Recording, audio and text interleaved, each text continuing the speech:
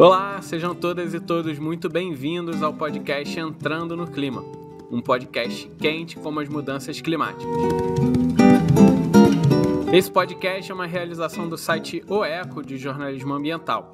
Chegamos ao 26º episódio, repercutindo e trazendo informações sobre as negociações internacionais referentes às mudanças climáticas. Eu sou Márcio Zenzê, diretor de conteúdo do site O Eco, e estou aqui com a repórter especial Cristiane Przybyski, que vai falar um pouquinho sobre temas relacionados às conferências, como as conferências de biodiversidade e a conferência de mudanças climáticas que se aproximam rapidamente.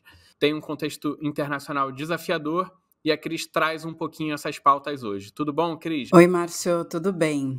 E o que eu vou trazer para vocês hoje nesse episódio é um tema difícil que aparentemente não tem relação com as negociações climáticas, né, e com a luta climática, né, contra as mudanças climáticas globais, mas esse ano tem tudo a ver, que é a escalada do conflito no Oriente Médio envolvendo Israel, Líbano e Irã.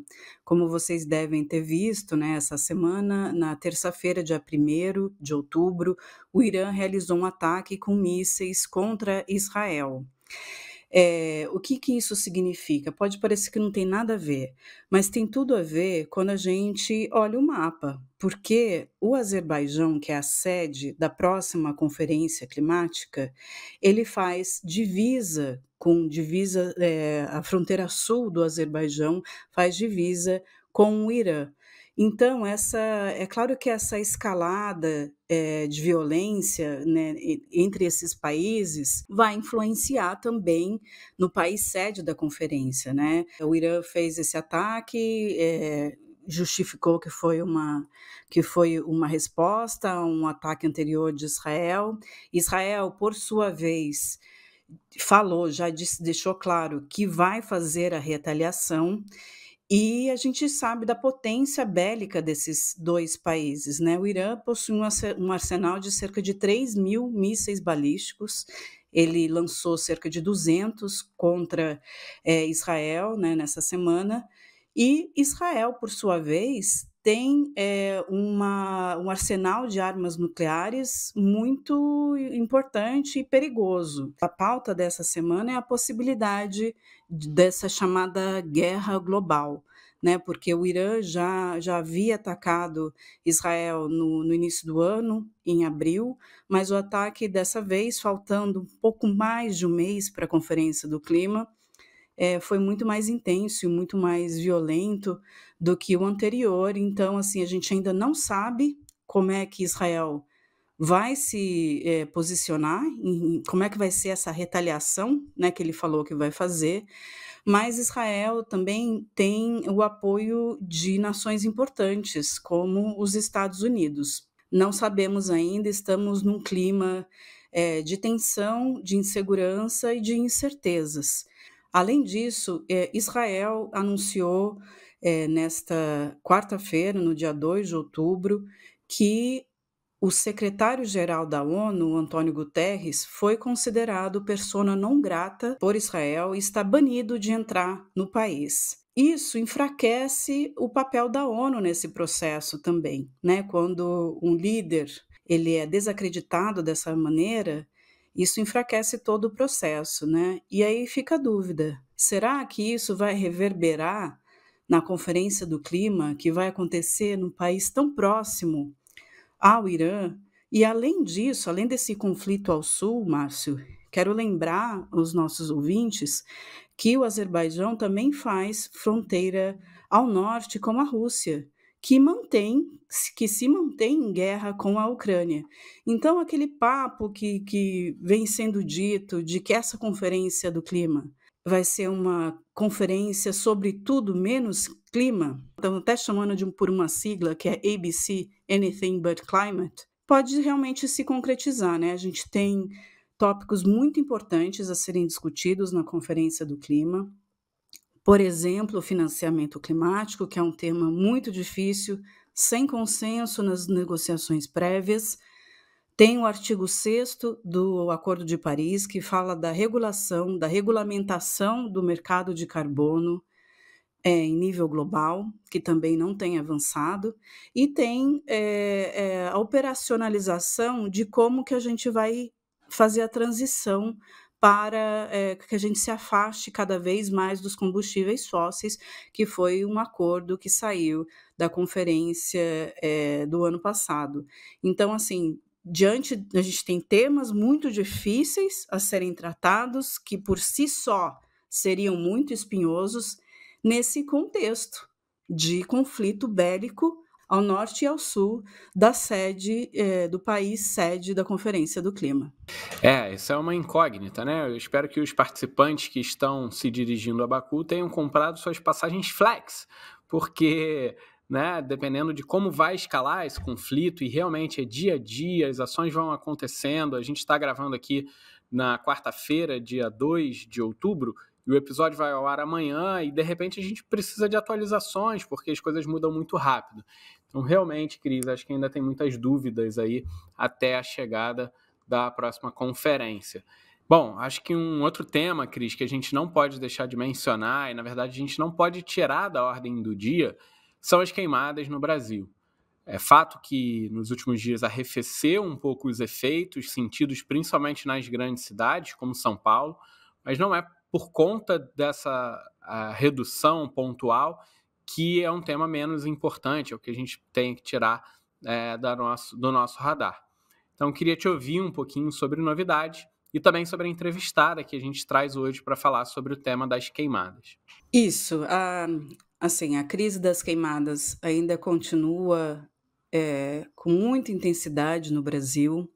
Até o dia 1º de outubro, o INPE, o Instituto Nacional de Pesquisas Espaciais, que faz a contabilização dos focos de calor no Brasil, havia contabilizado 212 mil focos de calor até dia 1º de outubro. Isso significa que nós temos outubro, novembro e dezembro inteiro ainda para fechar o ano, para fechar, né, e a gente saber qual é o número total de focos que 2024 realmente registrou, mas a gente já sabe, por exemplo, que vai ultrapassar 2020, que foi quando a gente teve aquela crise de queimadas muito grande, muito forte, expressiva. A gente está vendo esse cenário se repetir e com maior intensidade ainda, Márcio. Mas, para falar sobre isso, a gente convidou a doutora Erika Beringer.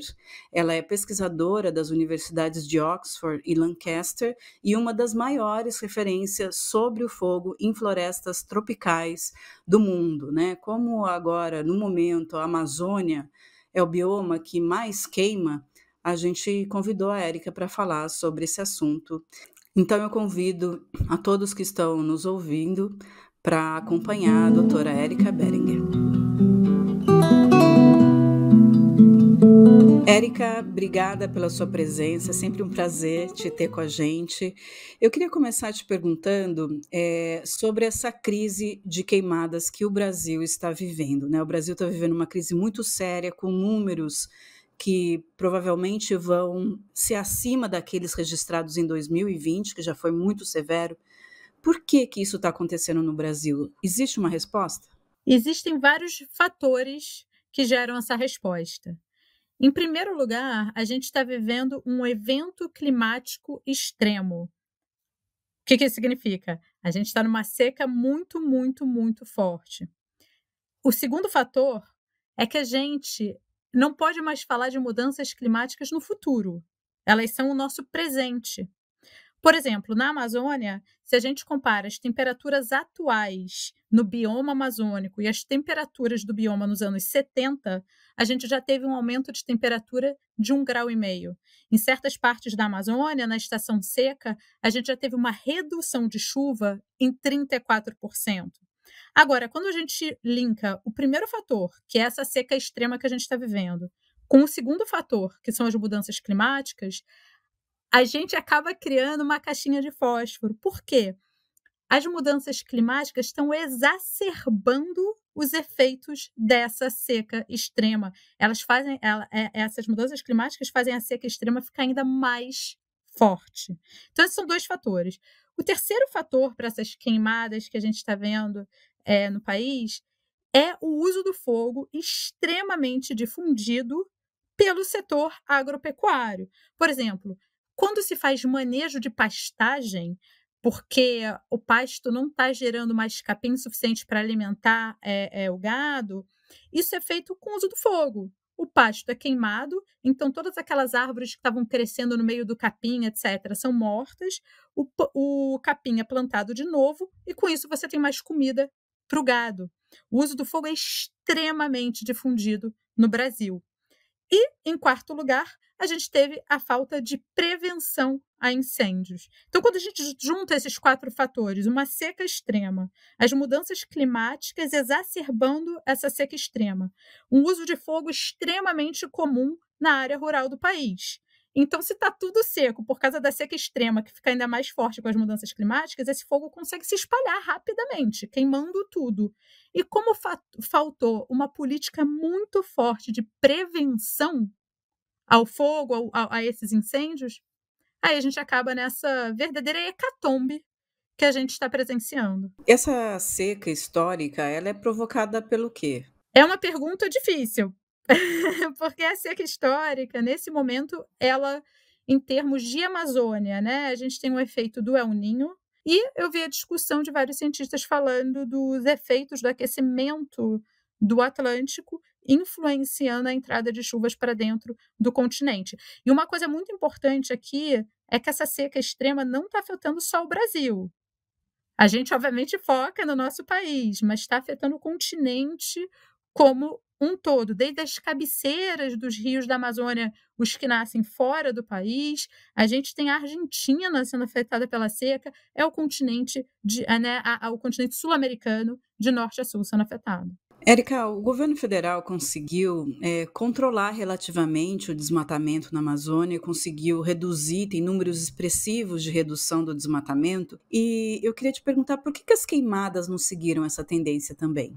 Olha, Cris, essa é a grande pergunta de 2024, porque o que todos os estudos até agora mostram é que quando a gente tem um aumento do desmatamento, a gente tem um aumento dos focos de calor sendo detectados na Amazônia. E isso é porque o fogo é uma parte integral, intrínseca ao processo de desmatamento. Porque depois que a área é derrubada com os tratores de esteira, aquela floresta que antes estava em pé, agora está no chão. Não dá para plantar com um monte de árvore gigantesca empilhada no chão. O fogo é usado para se livrar dessas árvores, né? E então tudo literalmente vira fumaça, a floresta vira fumaça e a área pode ser plantada. Por isso que quando a gente vê um aumento do desmatamento, vê um aumento nos focos de calor.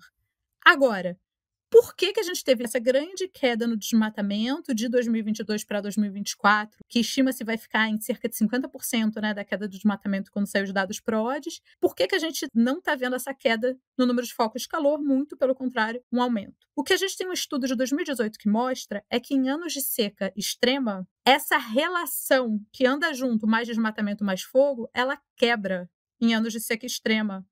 Então, o desmatamento pode cair, o número de focos de calor vai continuar a aumentar. Então, 2024, na verdade, só reflete o que a gente já viu em 2005, em 2010, em 2015, que é, o desmatamento pode cair, mas se a paisagem está muito seca, o fogo que é usado na agricultura vai escapar e vai sair queimando tudo que tiver ao redor. E é isso que a gente está vendo, uma coisa que a ciência já falava que acontecia e ia ficar cada vez mais intenso e mais frequente por conta das mudanças climáticas. O governo tem sido muito questionado, né, em relação a isso e já deu diferentes respostas. E uma das respostas que o governo deu para a sociedade é que as pessoas que desmatam, né, e colocam fogo como prática cultural ou para abertura de áreas, elas têm se aproveitado desse tempo seco para usar mais o fogo. E a dinâmica, o governo também já falou de mudança na dinâmica de abertura de áreas, né? Ao invés de derrubar a árvore e, né, fazer o corte seletivo, aproveitar aquelas que são boas e interessantes comercialmente, já estão colocando fogo de vez, assim. Você acha que isso pode estar acontecendo? Olha, Cris, é muito difícil julgar isso sem ver os dados, né? A gente ainda não tem dados nesse momento, de que essa é uma nova prática de desmatamento que está sendo pervasiva, que está dominando o jeito de desmatar. A gente não tem esses dados. Eu já via esse tipo de prática acontecendo, pouquíssimas vezes, mas já via. Realmente uma área que na estação seca o fogo é colocado assim que tudo vira cinza. Tudo não, né? Porque a floresta continua de pé. Apesar da grande mortalidade, a floresta continua de pé. Mas debaixo da copa das árvores, as pessoas então plantam capim e a cada ano põe mais fogo, vão plantando mais, botando mais capim, começa a botar o gado ali dentro, e daí fala, olha, não desmatei, foi o fogo. Já vi isso acontecendo. Mas eu lembro de cabeça de 3 casos em 15 anos que eu trabalho na região, na Amazônia. Agora, trator de esteiro eu vejo a cada poste, né, fazendo desmatamento. Então, preciso ver os dados, mas no chão, as minhas observações mostram que essa é exceção, esse tipo de desmatamento, não é a regra. Agora, é claro que sim, já tive muitas experiências com isso de pessoas vingativas que vão passando de moto, jogam uma mochila cheia de gasolina. Já vi uma vez, ano passado, que jogaram livros escolares banhados de matemática, banhados em gasolina no meio de uma unidade de conservação e acenderam fogo. Então, queima, né, o patrimônio educacional e ambiental do país ao mesmo tempo. Foi bem simbólico esse evento. Os piromaníacos, digamos, essas pessoas que estão colocando fogo de maneira proposital dentro de unidades de conservação, que não é para desmatamento, né? É um posicionamento, né, contra a floresta. Isso é exceção, existe. Inclusive, a Polícia Federal está investigando, tem vários inquéritos em vários estados ao mesmo tempo, né? E isso é o que acontece quando o fogo acontece muito perto de uma cidade grande, né? Foi o caso do incêndio no Parque Nacional de Brasília. Mas em termos de Amazônia, isso é exceção. O que está acontecendo é que simplesmente o fogo, que é tão utilizado pela agricultura e pela pecuária do país, está se alastrando, está perdendo o controle, não está queimando só a área destinada à sua queima, mas devastando grandes regiões, porque está tudo muito seco. Para finalizar, eu queria te perguntar sobre o futuro próximo da Amazônia. Queimada, né, em tudo quanto é lugar. Como que a Amazônia, como que vocês projetam que vai ser a Amazônia no ano que vem, por exemplo? Como que as queimadas desse ano podem influenciar nas queimadas do ano que vem? Olha, para o ano que vem, o que a gente espera é que esteja muito mais úmido. Se realmente, a partir de novembro, se configurar uma situação de laninha, porque, ao contrário do El Niño, que traz uma seca para a Amazônia, a laninha traz chuvas acima da média para a região. Então, o que a gente espera é que ano que vem a gente não esteja passando pelo que a gente está passando esse ano. A floresta esteja mais úmida, existam menos incêndios. Agora, uma situação que a gente ainda não analisou os dados, mas uma coisa que a gente observou ano passado na região do Tapajós e conversou com vários brigadistas a respeito, é que nas áreas que haviam queimado em 2015, no El Niño de 2015, e voltaram a queimar 8 anos depois, no El Niño de 2023, o fogo mudou completamente. Numa área que nunca queimou na Amazônia, quando o fogo entra, ele tem só 30 centímetros. Ele é bem pequenininho, bem baixinho. Já apaguei várias vezes com a minha própria bota. E ele se move de uma maneira muito devagar. É um fogo bem baixinho. Isso porque uma área que nunca sofreu nenhum impacto antrópico, né, causado pelo ser humano, é muito úmida. Então, o fogo não cria, e a decomposição na floresta é muito rápida. Então, você não tem muito combustível, e o que você tem tá úmido, tá muito úmido, então o fogo não ganha grandes proporções. No entanto, em áreas que já sofreram com fogo antes, isso muda. Por quê? Primeiro, aquilo que eu falei, que o clima da floresta que já queimou antes está diferente, está mais quente e está mais seco. Isso favorece que o fogo entre floresta dentro, né? Que a condição climática está boa o suficiente para aquele combustível estar seco, e por combustível eu estou falando de galhos, folhas no chão da floresta, né? Está seco o suficiente que o fogo consegue se propagar. E outra coisa, numa floresta que queimou há 8 anos atrás, né? Que foi o caso ano passado lá no Tapajós, tem muito tronco em pé de árvores mortas. Então são árvores que morreram por causa dos incêndios de 2015, só que elas ainda estão de pé, apesar de mortas, tem aquele troncão em pé em 2023, e nesse troncão, como ele está morto, o fogo consegue subir. Então você vê essas verdadeiras tochas de 20 metros, 25 metros, que ficam soltando fagulha para tudo que é lado. Então, o fogo acaba se espalhando muito mais rápido, porque você tem uma área muito mais aberta e muito mais seca, você tem muito mais combustível no chão, porque tem um monte de coisa que ainda está morrendo, então você tem muito mais material para queimar, e você ainda tem essas grandes árvores em pé, mortas, que vão jogando fagulhas, que vão acendendo fogo em outras partes da floresta, fazendo o combate muito mais difícil. Ano passado, fazendo medições no meio do fogo, estava cercada por labaredas de 10 metros. Isso demonstra como o próprio comportamento do fogo estava diferente. A bacia amazônica como um todo está mais quente, mais seca, mais vulnerável ao fogo, a gente tem mais eventos climáticos extremos acontecendo, então a gente vai ter mais incêndios ainda, só que incêndios que são completamente diferentes que a gente estava acostumado a combater. É que assim, não está tudo perdido. Então, existem intervenções que podem ser feitas para que o futuro não seja de uma Amazônia constantemente em chamas. Se a gente agir agora, para que a Amazônia pegue menos fogo no futuro, e esse cenário que os papers, né, que a literatura científica demonstra, que esse cenário não venha à tona. Mas essas intervenções, principalmente na prevenção do fogo e na substituição do fogo no manejo da terra, precisa acontecer agora. Mas não precisa ser esse fim do mundo que a ciência prevê se a gente agir.